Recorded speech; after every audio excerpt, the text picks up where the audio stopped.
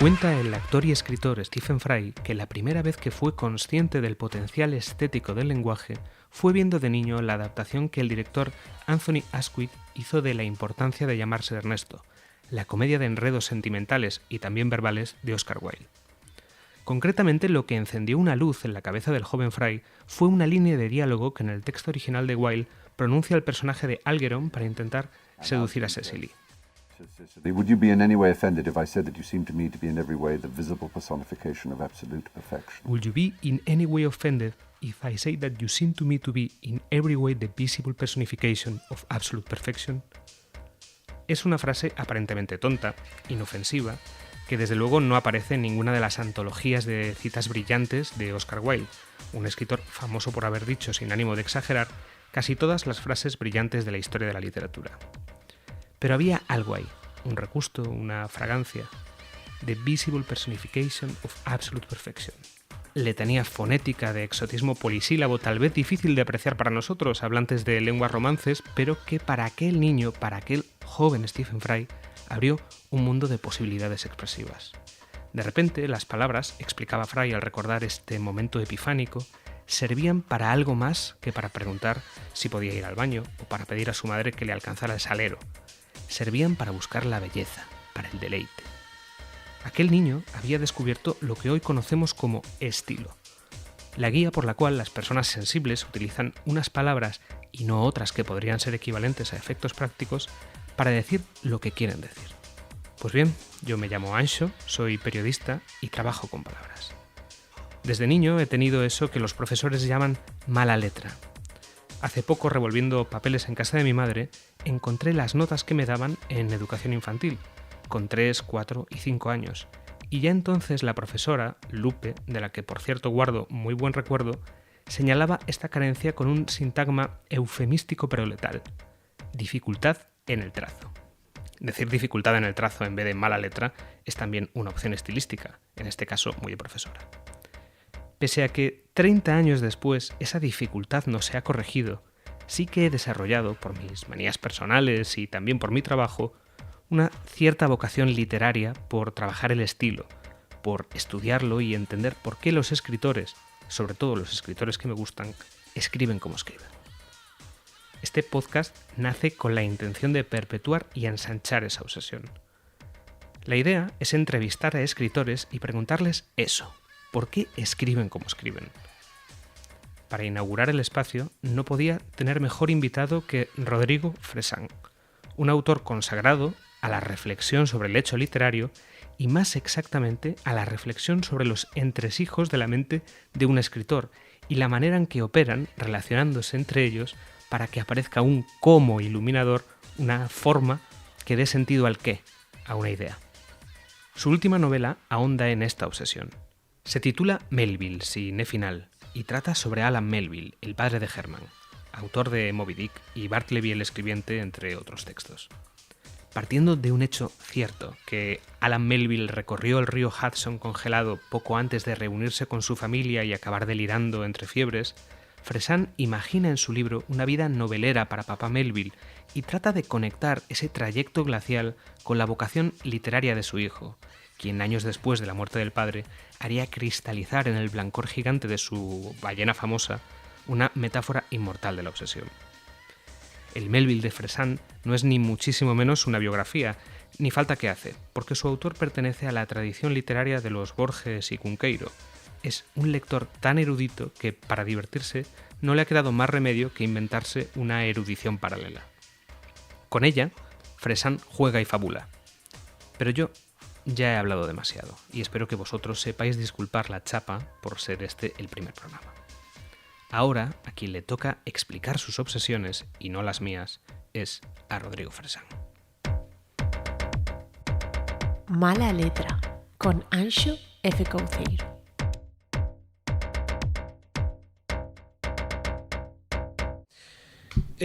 Rodrigo Fresán, encantado de que estés aquí. La primera pregunta que te voy a hacer puede parecer como casi un asalto, pero ¿eres un escritor obsesivo?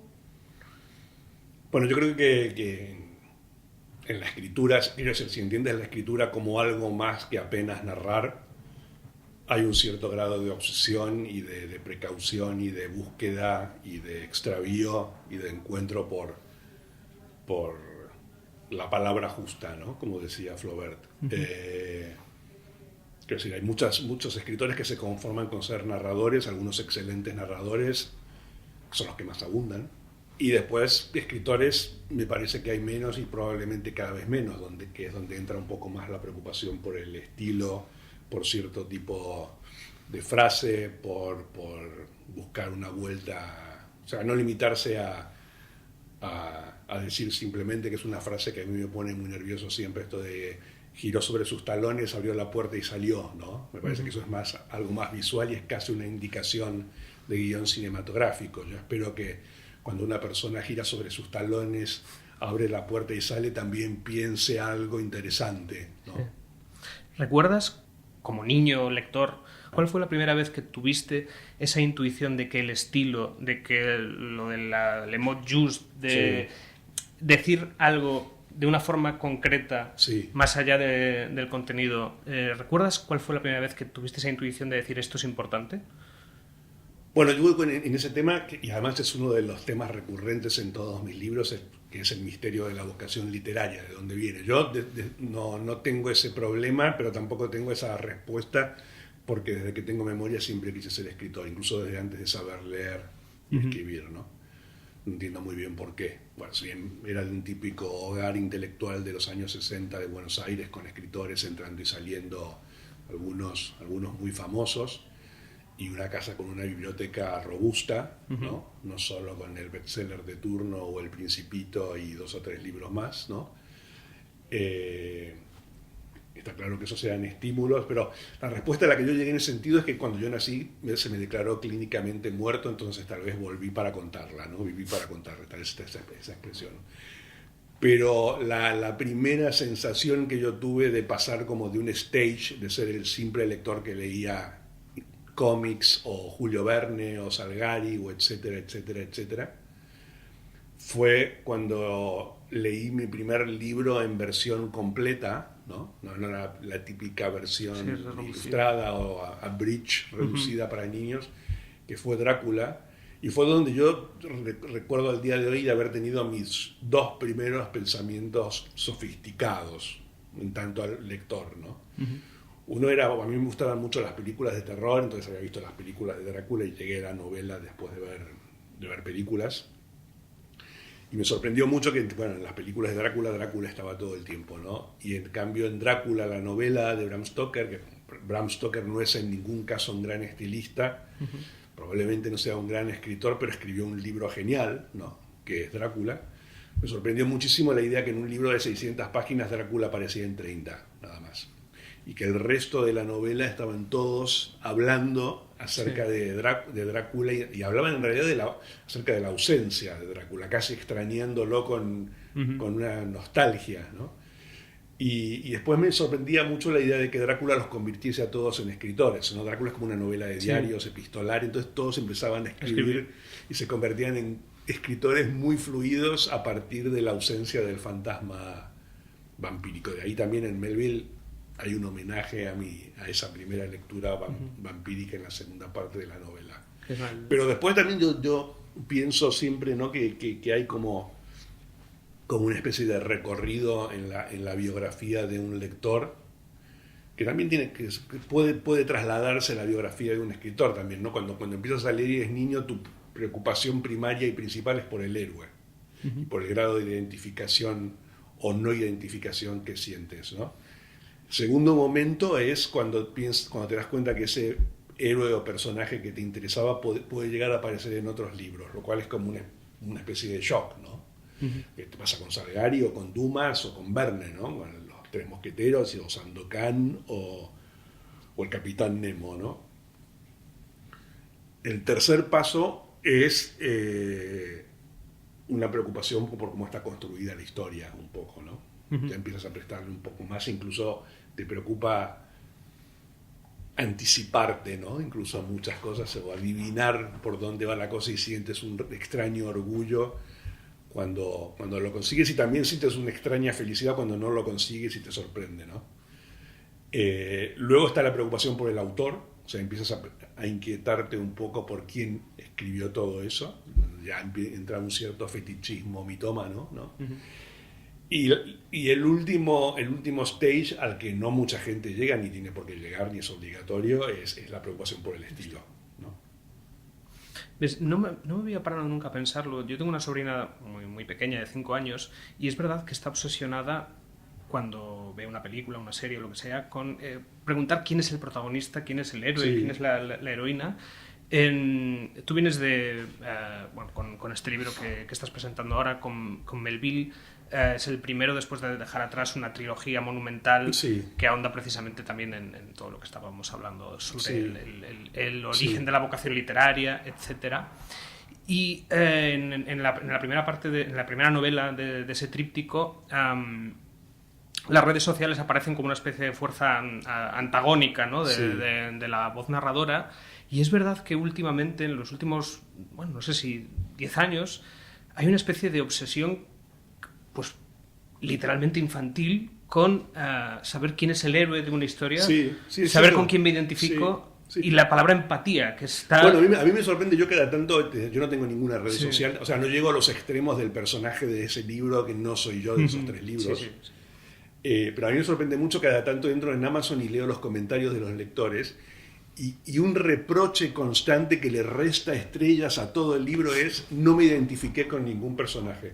Lo cual para mí es un poco absurdo, ¿no? Porque quiero decir, la idea que tengo yo de leer es para irme, no para volver a mí, Sí. ¿no? O sea, cuando yo empecé a leerla, y cuando yo empecé a escribir, y cuando yo sigo leyendo y sigo escribiendo, tanto la lectura como la escritura es una puerta abierta para salir a jugar, no una puerta abierta para estar en tu habitación y encerrarte, ¿no? Entonces la idea de que alguien tenga que identificarse o que te tenga que caer simpático el personaje, quiero decir, te estás cargando automáticamente casi el 50%. Sí, del... No, y además también hay personajes que son muy ambiguos, ¿no? Tú puedes sentirte muy identificado con Ana Karenina o con Emma Bovary, pero quiero decir, también si te sientes identificado con esas dos mujeres, también, en tanto si eres mujer, también tienes un pequeño problema, ¿no? Sí. Pero antes empezaba con el tema de la obsesión, no de forma gratuita, sino porque precisamente después de haber salido de esa experiencia, pues, monumental, no sé si casi épica, Sí. ¿cuántos años invertiste? 10 años. Pues de una década. Sí. Eh, Nunca más voy a volver a hacerlo porque además ya no me da el tiempo. preguntándote precisamente sobre los misterios de los entresijos de la creación Sí. literaria. Sí. Uno podría haber esperado que te aventuraras con tu siguiente proyecto con una novela distinta, y sin embargo en Melville hay mucho de eso también. Sí, bueno, pero yo estoy ya, o sea, felizmente resignado a la idea, y digo felizmente resignado porque también son el tipo de autor y el tipo de libro que más me interesa como lector, que escribo el mismo libro, o a mí me gusta pensar a mis libros como diferentes recámaras de una casa que se va ampliando, y prendo y apago las luces y entro y salgo de un cuarto, pero siempre es lo mismo. Incluso incluso en Melville, que digamos sería más difícil desde un punto de vista justificarlo cronológicamente, aparecen los Beatles, aparece 2001 Odisea del Espacio, aparece Bob Dylan, aparece Franco Battiato, aparece Qué bello es vivir, ¿no? Sí. Todas mis taras y todos mis tics y todas mis formaciones y deformaciones están ahí. Y además, bueno, hay una vuelta más incluso, que es un libro que está anunciado por el personaje de mis libros anteriores, que ya no puede escribir y que era una frustración. Uh-huh. Y entonces yo también yo llegué a plantearme cómo sigo ahora, ¿no? Después de esto, ¿no? Yo juego al Euromillón todas las semanas, y si me lo hubiera ganado, probablemente Melville no existiría en este momento, porque estaría muy ocupado todavía ordenando mi biblioteca en un piso que me hubiera comprado especialmente para meter todos mis libros y tener en mi casa el libro que estoy leyendo, nada más, ¿no? Pero me pareció que era una buena manera de salir por arriba del laberinto, ¿no?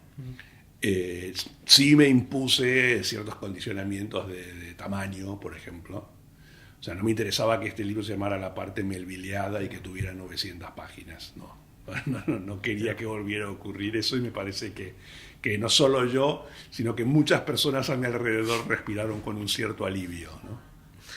¿Recuerdas cuándo fue la primera vez que leíste? Creo que lo referencias en los agradecimientos, en las notas finales, que leíste pues ese párrafo en una biografía de Herman Melville en el que se hace referencia al padre cruzando el río Hudson, que es la imagen central a través de la cual tú fantaseas después una biografía paralela sobre Sí, tu padre. es una biografía de Andrew del Banco, que en inglés debe haber salido hace más de 10 años, me parece. Aquí lo sacó Seix Barral. Y claro, en las biografías de Melville de un tamaño normal, estoy hablando de 500 páginas, el padre ocupa muy poco espacio, ¿no?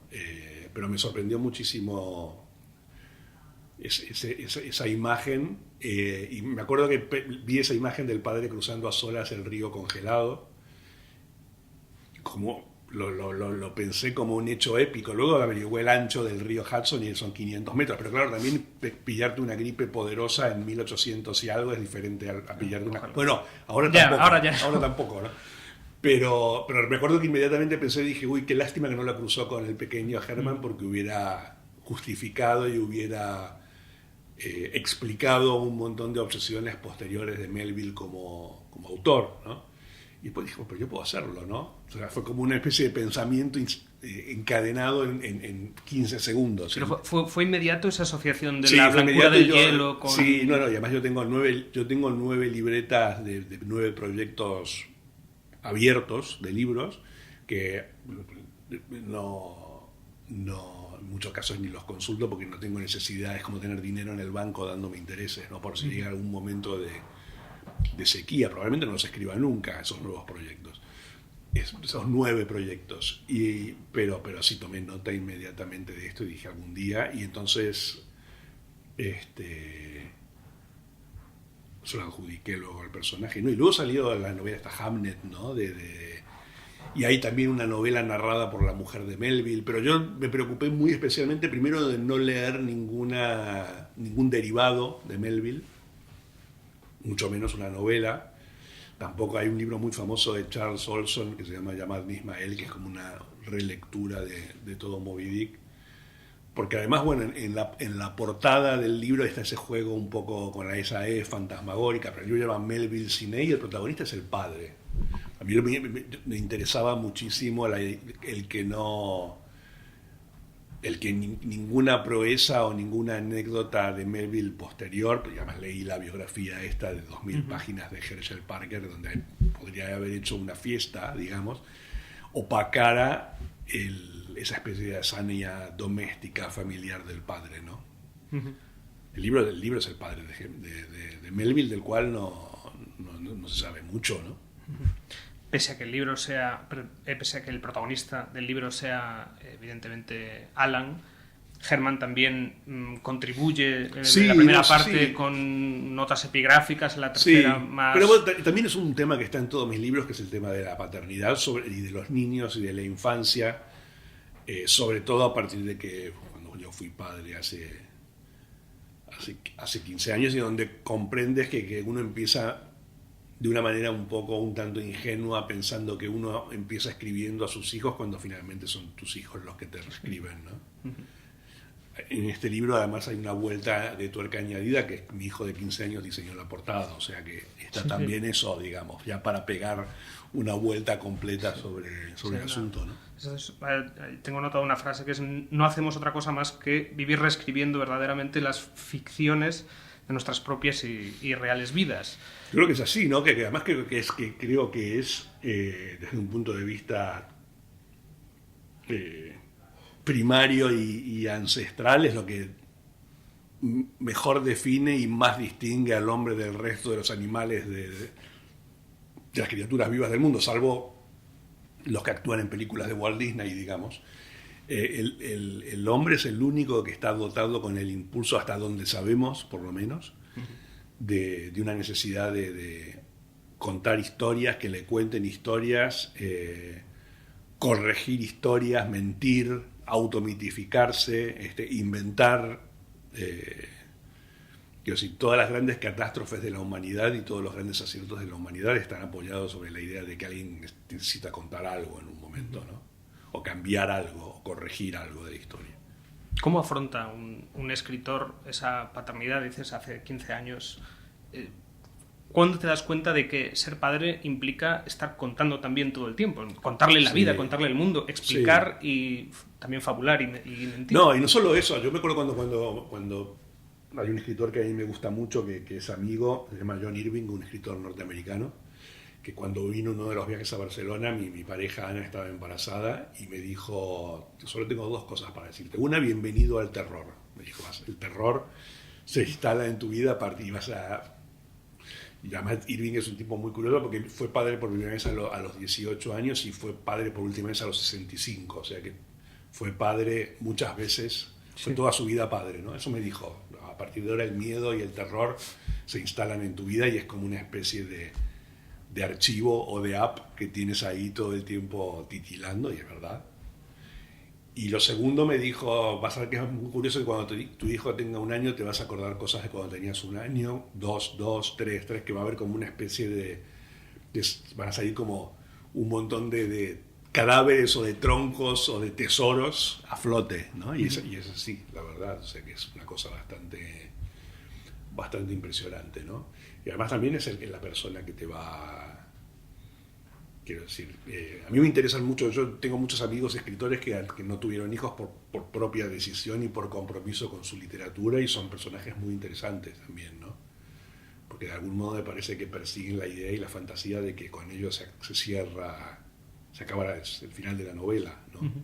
¿Tú nunca te planteaste eso antes de ser padre? ¿De no tener hijos? Ese miedo, digamos, a que la vida personal de alguna forma absorba o anule. No, bueno, no, creo que no, y además yo creo que por lo menos a mí me mejoró como escritor. Para empezar, cuando eres padre pasa una cosa bastante curiosa, que es que un montón de archivos corruptos en tu disco duro se van al cubo de la basura de la Mac y estás mucho más liviano para que inmediatamente entren programas muchísimo más... pesados, ¿no? Uh-huh. Pero está bien porque también te reecualiza de una manera. Hay un peligro de ser devorado por la literatura, ¿no? Imagínate, si Don Quijote fue devorado por la literatura por el simple acto de leer, imagínate si a eso le sumas el escribir, ¿no? Hay un riesgo ahí, y además me parece que había un riesgo para mí, ¿no? Porque a mí me gusta mucho leer y escribir. Volviendo al tema del libro y a esas incursiones que hace el propio Herman, hay un desafío técnico evidente ahí para ti como escritor, que es bueno, también encontrarle una voz y encontrarle un estilo a uno de los escritores pues, más emblemáticos. Sí, además no hay rastro ni de su voz grabada, entonces no hay ni siquiera eso, ¿no? Pero, ¿cómo te planteas ese desafío técnico de llevar a Melville a Fresano, Fresana? Bueno, el modo en que habla mi Melville, y que incluso además hay párrafos como tuneados, ¿no? No creo que fuera el modo en que se expresaba diariamente Melville, ¿no? Es un estilo mucho más cercano más a su obra que a su vida, ¿no? Uh-huh. Ahora, Melville es como una especie de centrifugado de la Biblia, más Shakespeare, más El paraíso perdido de Milton, más Homero, ¿no? Uh-huh. Pero a mí me gustaba, más allá de que esto fuera verosímil o no, que el libro tuviera un cierto tono como de letanía y de elegía, ¿no? Y de cosa crepuscular. Uh-huh.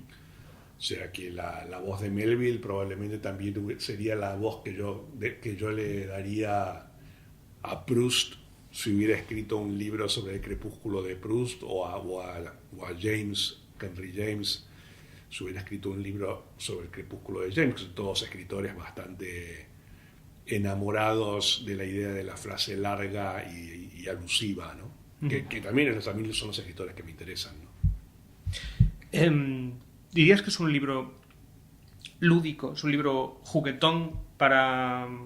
¿Tú te lo has pasado bien? Sí, bueno, es que yo quiero decir, soy escritor, nací en Argentina y soy considerado escritor argentino. Ahí en Melville en un momento digo que en realidad el lugar donde uno muere, un escritor o un artista o una persona cualquiera muere, es más importante que el lugar donde nació, porque el lugar donde naciste está determinado por una conciencia y una voluntad anterior que no es la tuya, ¿no? Si bien no elige el lugar donde se va a morir, es responsable uh-huh. de haber estado ahí en ese momento, ¿no? Pero hay una tradición argentina de de escritura muy, muy juguetona, ¿no? Cortázar, Bioy Casares, Borges. Hay también una rama como sufrida y apocalíptica y que se rasga las vestiduras, que puede ser Sábato, por ejemplo, pero a mí no me gusta más la otra, ¿no? Y además me acuerdo siempre hay una frase de... Bueno, quiero decirlo más. Yo desconfío mucho de los talleres literarios y de los decálogos y de las recetas para la escritura, pero hay una cosa de Borges, una frase que a mí me gusta mucho, que está al final de un ensayo que se llama El escritor argentino y la tradición, ¿no? Donde más o menos, no me lo sé de memoria, pero la idea Borges dice, puesto que tenemos que resignarnos a la fatalidad de ser argentinos, ¿no? Al menos nos queda el consuelo de que nuestro tema es el universo entero. Y es cierto eso, la literatura argentina tiene muchos menos límites que cualquier otra literatura en español, desde ya latinoamericana. Y además, y esto es lo bastante curioso, es la única probablemente en toda la historia de la humanidad en la cual todos sus escritores totémicos y próceres han frecuentado el género fantástico o el relato extraño o la ciencia ficción, incluso, ¿no? Y además no está ni siquiera esa especie de obligación de la gran novela latinoamericana. Todas las novelas argentinas clásicas, las más importantes, son todas fragmentarias, son muy raras, ¿no? Son como bastante mutantes, ¿no? Y a mí eso me atrae y me siento bastante identificado. Sí, es verdad, porque tú perteneces a esa tradición, no sé también si de forma natural o... Bueno, pero la literatura argentina surge con dos gestos, ¿no? Un relato que se llama El Matadero, de Esteban Echeverría, que es muy extraño, no se sabe bien qué es, y algo que se sabe aún menos qué es, que es el Facundo de Domingo Faustino Sarmiento, ¿no? Que es un escritor que llegó a ser presidente, lo cual es bastante bizarro también, ¿no? Y después siempre es bastante deforme la literatura argentina, ¿no? Así que es Rayuela, Adán Buenos Aires, cualquier novela que sea de respiración artificial, El pasado de Alan Paul, son todos libros muy con una tendencia más a lo episódico o a estar como estallados. No hay una preocupación por la novela formal y realista, que además yo siempre digo, ¿no? Que me parece que los grandes monumentos de la novela realista para mí es lo más irreal que hay, ¿no? Porque la vida no está organizada tan prolijamente dramática con creyendos como una novela del siglo XIX, ¿no? La vida está llena de tiempos muertos, de recurrencias, de marchas atrás. Sí. Entonces... Es verdad, yo recuerdo... cuando yo empecé a leer, no a leer literatura argentina como si fuera una asignatura, pero bueno, cuando empecé a acercarme a precisamente este tipo de autores emblemáticos y de esta tradición, la persona que me introdujo un poco en esto me animó, porque era una época en la que yo había descubierto Internet. Y estaba muy obsesionado con lo que se llamaba entonces los fakes de Internet. Ahora el concepto ha evolucionado mucho, pero entonces en los 2000 así, el fake era muchas veces simplemente un relato, un manuscrito encontrado, cosas que eran falsas, pero que eran literatura, pero que intentaba colártela de alguna manera, y dentro de esa ambigüedad había una especie de placer estético que contribuía a una viralidad primitiva, ¿no? Muy distinta a la que había hoy. Y a raíz de eso sí que me empecé a enganchar. Yo supongo que no me acuerdo, pero supongo que el primero sería Borges. Y también había un poco de eso, y también lo conectaba en mi cabeza con literatura gallega, que en Galicia siempre ha tenido también una tradición muy fuerte. Y un vínculo muy fuerte con lo fantástico, con lo fantástico, todo, ¿no? Con los mitos locales y todo esto, ¿no? Y Álvaro Cunqueiro, que era seguramente pues el más argentino de todos los gallegos, que también contribuía a esa literatura fragmentaria y con esa... Los de Achaga también, ¿no? También todos son... Sí, es verdad. Bueno, volviendo a esta naturaleza lúdica que tú conectas con la tradición de la literatura argentina, yo muchas veces me pregunto, bueno, por ejemplo, cuando el fantástico aparece en Melville a través del personaje de Nicolás Cuevas, ¿hasta qué punto, o sea, la relación un poco paralela con Herman y Nathaniel Hawthorne. Sí. No sé si es evidente o... Sí, bueno, en un momento él dice, ¿no? Como que Melville se defiende y dice, no, mi Nat H no es Nico C. Sí. ¿no? Hay como una preocupación, ¿no? Pero también nace de una voluntad un poco de jugar, no sé si perversamente, con estos datos que sabemos, que no sabemos. Sí. Bueno, no, yo soy un lector bastante constante y muy interesado en literatura gay, ¿no?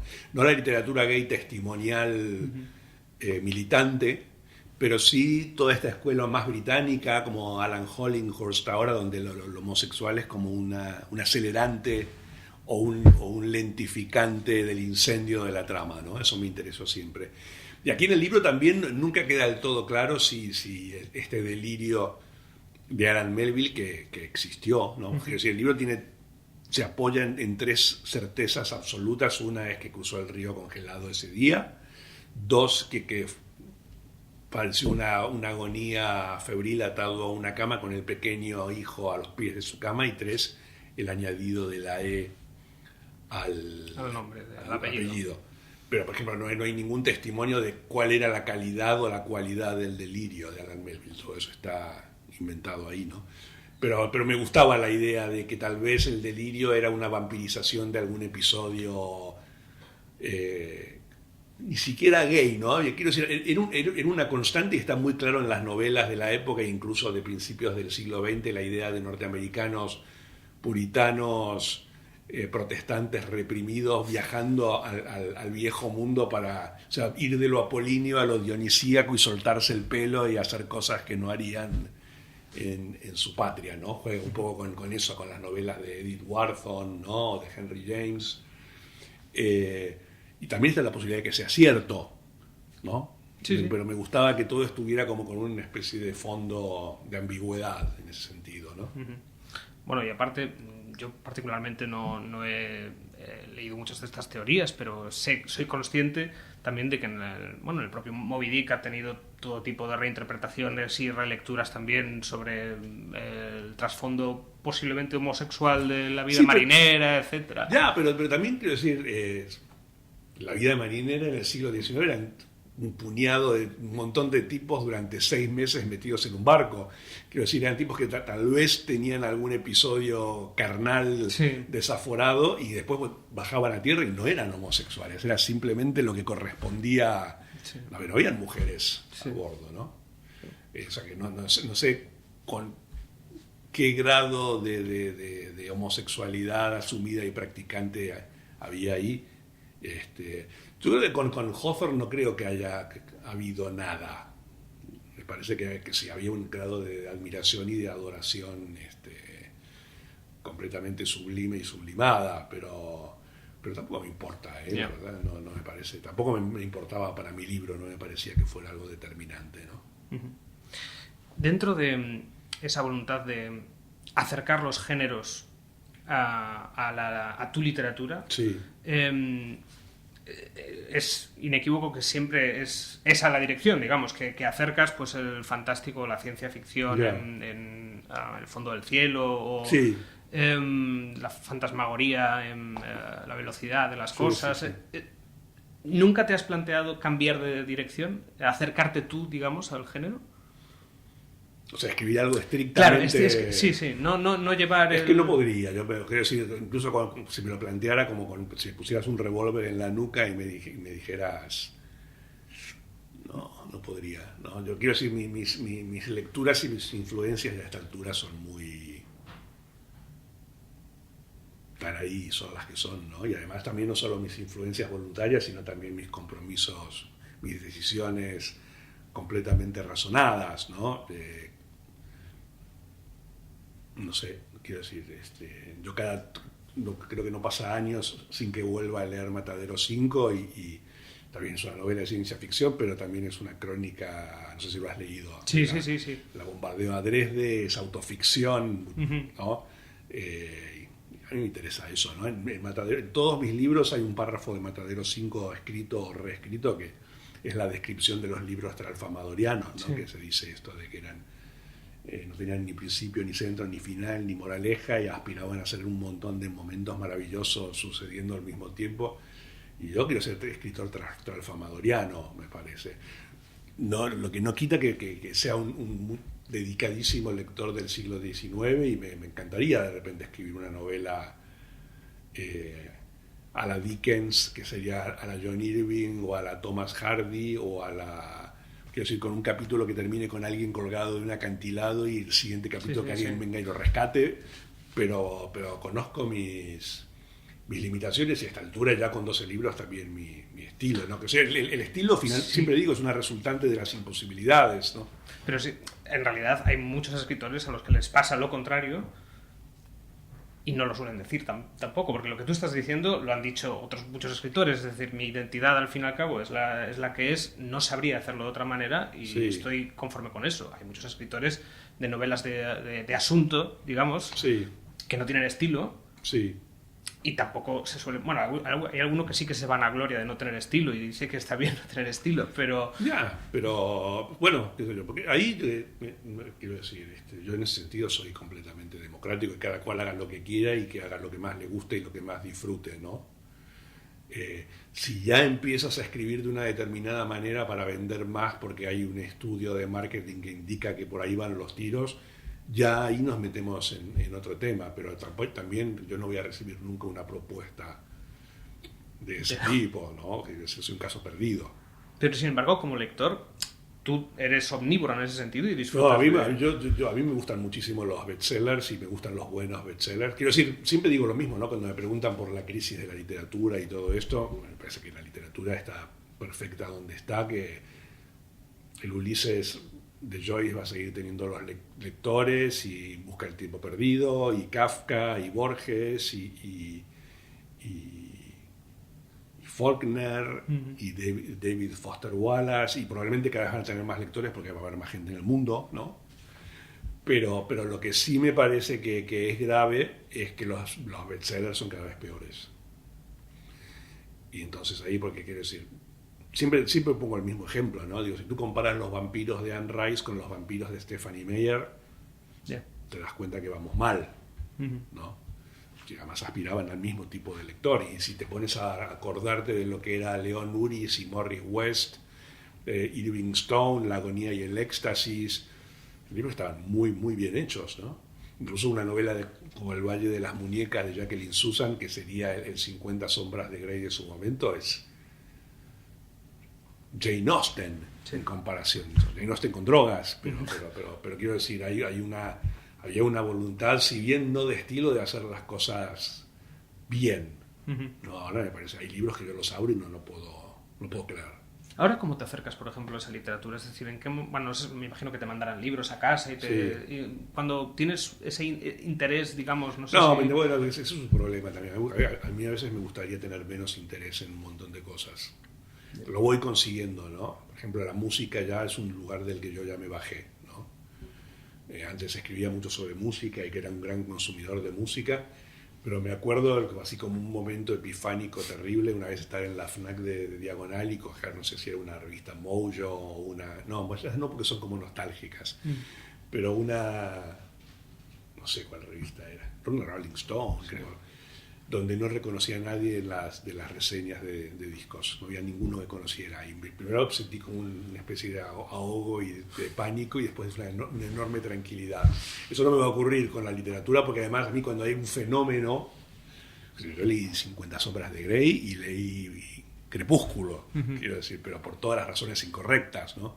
O para poder escribir algo, y leí El Código Da Vinci, ¿no? Los 3 libros son muy malos, ¿no? Me parece que son... Y además no me preocuparía nada que fueran solo malos, pero sí me preocupa que son versiones malas de cosas que ya estaban hechas mucho mejor. En los tres vertientes, ¿no? Bueno, volviendo a la literatura buena... No, ¿Cuándo fue? Bueno, sí, no, esto ha quedado muy gilipollas. Pero, no, quiero decir, por ejemplo, para mí El silencio de los inocentes es una de los corderos. Sí. Es una gran novela y sí. Como esa hay mucho. Bueno, para mí Stephen King es un escritor como la copa de un pino, y además lo supe desde que leí el primer libro de él, que era el único que había y se llamaba Carrie. Yo leo todo Stephen King ya porque es parte de la tradición, ¿no? Pero y hay muchísimos como él, ¿no? Antes, cuando te preguntaba lo de... Creo que fue una de las primeras preguntas de esta conversación, de cuál fue el primer momento en el que tuviste conciencia de lo que era el estilo. Sí. Ahí me da... Ahora ya no me da vergüenza, pero durante mucho tiempo me dio vergüenza reconocer que de niño la primera intuición... Bueno, nunca se sabe, a lo mejor estoy yo mismo narrando, ¿no? Mi propio, pero mi primera intuición fue con una frase que escribió Thomas Harris. No leyendo el libro originalmente, sino viendo la película. Luego, cuando me puse a escarbar, vi que era una traducción literal, ¿no? Y es un escritor, además ni siquiera era del Silencio de los Corderos, que es una buena novela, sino de Aníbal, que es otra cosa totalmente distinta, pero de esa vocación literaria de tener un estilista dentro, aunque él no es exactamente un estilista, pero es un hombre curioso, ¿no? No, curioso, y además es muy curioso lo que hizo con el personaje, porque lo desmanteló, ¿no? Totalmente, hizo una cosa que al final dices, bueno, yo me acuerdo cuando leí a Aníbal que termina viviendo en Buenos Aires con Clarice. Sí, como una zombie total. Es una cosa muy rara, ¿no? Muy, cuando lo leí dije, ¿pero qué es esto, no? Siempre está la teoría de que él se propuso hacer algo tan disparatado que nadie fuera capaz de llevarlo a la pantalla. No, y luego hizo esta de los orígenes, ¿no? Que era como una novelización del guión que escribió con esta geisha y una cosa muy rara. Muy rara. Pero yo no me acuerdo cómo era exactamente la frase, pero era algo así como le preguntaba él a Clarice, algo así como la nobleza del FBI, algo así. ¿Le suena a usted como... le deja un gusto metálico y sucio, como una moneda? Y yo esa frase la vi primero en la pantalla, en el cine, yo era el único niño en esa sala, seguramente. Y en ese momento sí que fui consciente de que soy la persona que más reciente tiene el gusto de una moneda. Porque los niños todos en algún momento se llevan, y todos los adultos tenemos el recuerdo de cómo sale una moneda. Como cosa prustiana, del sabor de la madre. Pero en este caso totalmente distinto. Bueno, perdón, que esto es una digresión. Genial. Pero Vonnegut. Sí. ¿Con qué edad leíste por primera vez Matadero 5? Debía tener 11 años. Me acuerdo de una edición de Bruguera de bolsillo. Yo vivía en Caracas entonces. Y me impresionó mucho. Me causó después el mismo efecto que me causó luego después un libro de Enrique Vilamatas, se llama Una casa para siempre, que para mí Vilamatas es otro de los... para mí mis paradigmas y arquetipos, pero el libro me pareció buenísimo y después y al mismo tiempo me dio una solución. Dije, se puede hacer esto. Pero cuando empiezas a querer escribir seriamente, la idea de una novela lineal es un poco agobiante, ¿no? Sí. Yo quiero decir, lo más lineal que escribí es una novela que se llama Esperanto, que además la escribí en una semana, ¿no? Pero después todos mis otros libros tienen ese grado de desarticulación, ¿no? O están escritos en 3 unidades, ¿no? Probablemente influenciado por 2001 o por A Day in the Life de los Beatles, que son mis 2, tal vez, radiaciones no estrictamente literarias más poderosas, pero sí lo leí ahí y me quedé alucinado, ¿no? Y después vi la película, no sé si la viste la película. Sí, bueno, no. Está muy bien adaptada, ¿no? Es que claro, es uno de esos libros tan difíciles de adaptar. Sí. Y es verdad que yo la he visto varias veces además. Y me parece... Claro, es una buena adaptación y al mismo tiempo es una película un poco anémica. Es decir... pero el actor, que es lo único que hizo, es genial. Sí. Y además tiene la música de Glenn Gould, las variaciones Goldberg, y esto, que después Aníbal las toca. Al final vamos conectando, pero sí, me impresionó mucho y además fue como una especie de abrir puerta a un momento también de mi vida complicado, pero bueno, nosotros nos tuvimos que ir de Argentina a Venezuela en la época de la dictadura por razones evidentes, y a mí a los 12 o 13 años me expulsaron del colegio de curas en el que me habían metido a mis padres intelectuales de izquierda, simplemente porque quedaba cerca de casa. Y no les dije nada y estuve 2 años fingiendo que iba al colegio y me iba a una biblioteca a leer. Entonces ahí fue donde yo me desarrollé muchísimo como lector y leí de una manera más orgánica y programática, porque además me decía, bueno, voy a leer todo Dostoyevsky y cuando termine les digo a mis padres, y encajando un escritor con otro, ¿no? Y esto me lleva al otro día, me preguntaban cómo estaba ordenada mi biblioteca, ¿no? Que es un desorden absoluto, ¿no? Hay un pequeño, pero pensaba y creo que lo dije, que creo que está en la parte recordada, ¿no? Que el modo ideal de ordenar una biblioteca sería poner los libros en el orden en que los vas leyendo, y entonces eso configuraría una especie de biografía muy fiel de tu vida como lector y probablemente como escritor, ¿no? Con esos saltos completamente espasmódicos, ¿no? De repente hay 4 libros de un autor y de repente saltas a uno que no tiene nada que ver, ¿no? Lo malo es si luego alguien va a tu casa y puede conocerte de una forma... Bueno, me daría un poco de pudor. Bueno, yo no, en ese sentido también confieso mi perversión, que cuando llego a una casa y tiene biblioteca, lo primero que hago es rumbear a la biblioteca y me paro así con las manos atrás y hago... Sí, pero una cosa es hacerlo en casas ajenas, que yo creo que eso No, todos en casas tenemos ajenas, claro, no, pero en otra casas ajenas. que vayan a... Pero también no es un problema muy grave porque cada vez hay menos bibliotecas en las casas también, así que... Yeah. que incluso hay gente que lee, tiene el Kindle, el aparatejo o no guardan los libros, ¿no? Mucha gente los lee y los... Bueno, yo reconozco que a mí me pasa por una cuestión material pura de... No sé todavía dónde voy a vivir. Ya, claro. O sea, no sé, yo creo que ahora mismo en mi cabeza necesito tener un hijo Ya. para poder reunir toda mi biblioteca. Ya. Yo tengo libros en Galicia, tengo libros aquí. Ya. Es una... Bueno, disfrútalo mientras puedas. Ya. Porque yo ahora tengo muchos libros, tengo un hijo y... Ya, bueno. Y pero quiero decir, pero el hecho de no tener fecha de salida y tener una cierta estabilidad de donde estás viendo tampoco significa nada, ¿eh? Todos los días piensas, ¿qué va a ser de todo esto, además, ¿no? Ya. Lo cual te lleva también a un pensamiento más angustioso, que es qué va a ser de todo lo que leí y que me acuerdo cuando me muera. O sea, no hay modo de preservar ese tipo de conciencia. Ya están trabajando en ello, ¿no? Como dice Aznar, estamos trabajando en ello. No, es terrible. Hay unas... O sea, yo no sé, creo que fue un periodista que cuando se murió, en el diario.es, creo, leí un artículo de cómo su hijo donó toda su biblioteca Sí. a un Reread.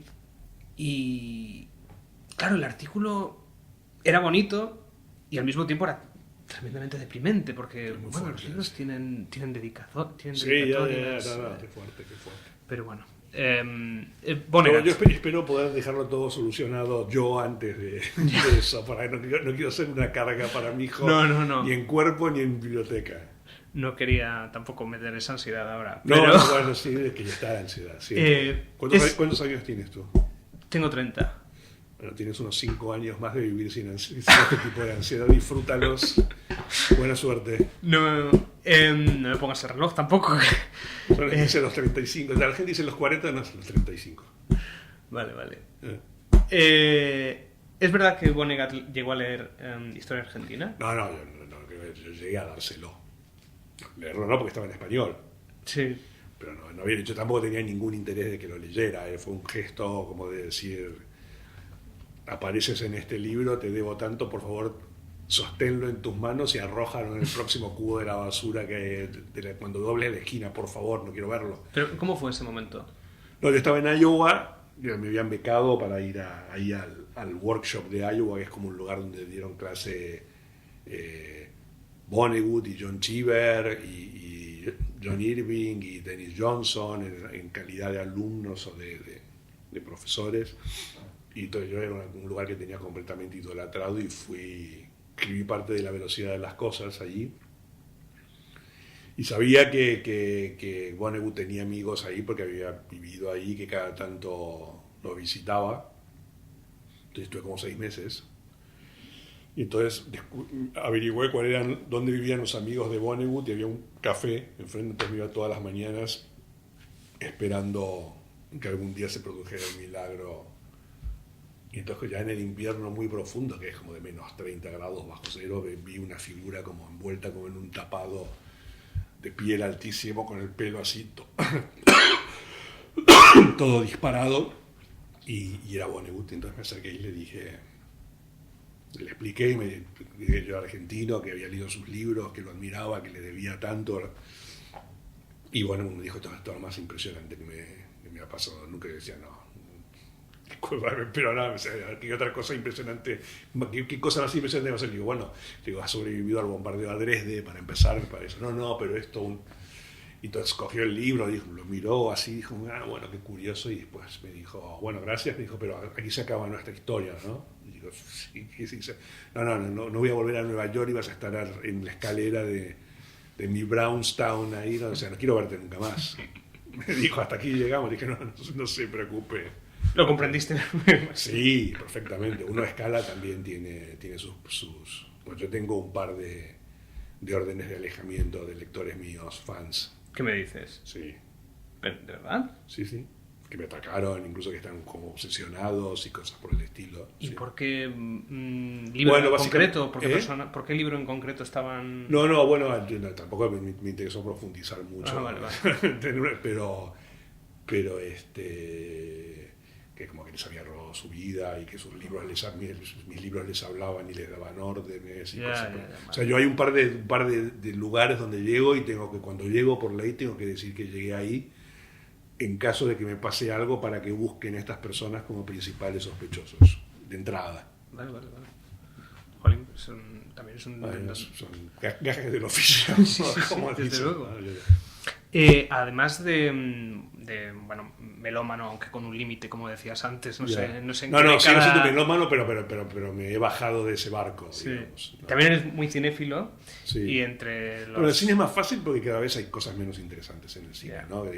Pero fui a ver la nueva de Paul Thomas Anderson y me encantó y él me parece buenísimo, y dije, bueno, esto es lo más parecido a Kubrick que nos va quedando este tipo, ¿no? Y los hermanos Coen y de alguna manera Wes Anderson, ya con ciertas precauciones, pero no hay mucho más, la verdad. Es lo que te iba a preguntar, si el estilo también es una preocupación para ti como espectador, además de como lector. Obvio. Porque, por ejemplo... Bueno, pero es que es lo que también, quiero decir, si no te preocupa el estilo, tienes tantas cosas para ver y consumir sin salir de tu casa, que... Pero también no es obligatorio. Quiero decir, y ojo, por ejemplo, yo de las experiencias más sublimes y gozosas cinematográficas que tuve en los últimos tiempos fue Avengers, Endgame, y la anterior, que no me acuerdo cómo era, Infinity War, creo. Sí. Es una gran película, eso quiero decir. Sí. O sea, y no te exagero si digo, es que una lágrima cayó por mis ojos sobre el final. O sea, no te quiero decir, no tengo pruritos con ese tipo de cuestiones. No, pero por ejemplo, en la narrativa televisiva, que es, bueno, claramente, ¿no?, lo que más ha recogido la herencia de la novela... Bueno, para mí, The Wire y Breaking Bad y Six Feet Under... Pero esas son, digamos, ¿no?, el Olimpo. Hay todo un engrudo ahora mismo de Bueno, el otro día vi de series de plano contra plano constantemente. No, pero el otro día vi una que se llama la mujer de la casa de enfrente de la chica de la ventana, que es como se ríe un poco de este tipo de película de mujer alcohólica que cree que vio un asesinato. Sí. Estaba muy bien, me la pasé muy bien Sí. viéndola. Y ayer vi los 3 primeros episodios de estos de Pam y Tommy, de la de Pamela Anderson. Qué sé yo, es como quiero decir, es el equivalente de comer Pringles, ¿no? Empiezas así, no paras, y después está bien, puedes decir, no debería haberme comido 3 cilindros de Pringles seguidos. O sea, no está bien, pero bueno, también, qué sé yo, quiero decir, como falta y como pecado hay cosas más graves, me parece, ¿no? Vamos a terminar. Antes, siempre sueles comentar que trabajas paralelamente en varios libros al mismo tiempo. No sé ahora mismo en qué estás metido.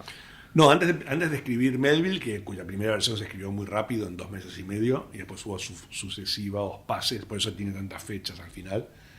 Yo ya estaba escribiendo una novela de la que tengo como 80, 90 páginas, que es una especie de novela hermana siamesa, gemela, separada del fondo del cielo, como muy findemundista y distópica, y vino lo de la pandemia y me dio una pereza absoluta. También fui al siglo XIX y a Melville y a los anchos mares y la aprisionadora Manhattan sin teléfonos móviles quiero decir, además imaginé la cantidad de novelas distópicas que nos iban a venir encima y del confinamiento que escribí solo una cosa sobre el confinamiento, una especie de diario en chiste para que salió en una revista francesa y hasta ahí llegué. Y probablemente la retome ahora, pero tampoco estoy seguro de que sea el próximo libro. Tengo muchas ganas de volver a escribir relatos, que hace mucho que no lo hago, porque además a mí me parece que tanto con Historia Argentina como con La velocidad de las cosas hice algo sobre la idea de cómo debía ser un libro de cuentos o cómo debería, o a lo que podía llegar a aspirar un relato, y tengo ganas de saber qué pienso, de enterarme qué pienso ahora del relato, que por otra parte es como el género argentino, ¿no? Uh-huh. Pero tienes que averiguarlo en cuanto te pongas a siempre. hacerlo. Sí, no tengo muchas ideas previas pero también me parece que ahí hay... Bueno, yo conozco escritores que no se sientan a escribir hasta que no tienen clara hasta la última coma, lo cual me parece muy respetable, y que incluso algunos de ellos son muy buenos, pero para mí es un misterio. Porque quiero decir, a mí si no tengo mientras escribo una cierta zona de mi cerebro potenciada por la idea del lector de preguntarse qué va a pasar ahora, la verdad que se me hace un poco raro, ¿no? La idea de tener una especie de claridad deus ex machina divina, ¿no? Me preguntaría incluso qué sentido tiene ponerlo por escrito, ¿no? Si ya lo tienes tan claro dentro de tu cabeza. Ya. Pero bueno, es que... Pero hay de todo, ¿eh? Tampoco tu literatura, digamos, se acerca a esa idea de poder hacer una escaleta y rellenarla. No, pero bueno. Pues Rodrigo Fresán, muchas gracias por... No, a ti, me lo pasé genial. Ser el primer invitado, que es una ridícula decirlo porque la gente no lo sabe, pero ahora mismo estamos en la editorial Random House, entonces no eres mi invitado, en realidad soy yo más bien un invitado de la casa. Ya. Pero nada, ha sido un placer y espero que a través de esta conversación el libro encuentre más lectores. Pues espero que sí, muchísimas gracias y que pasen que sigue.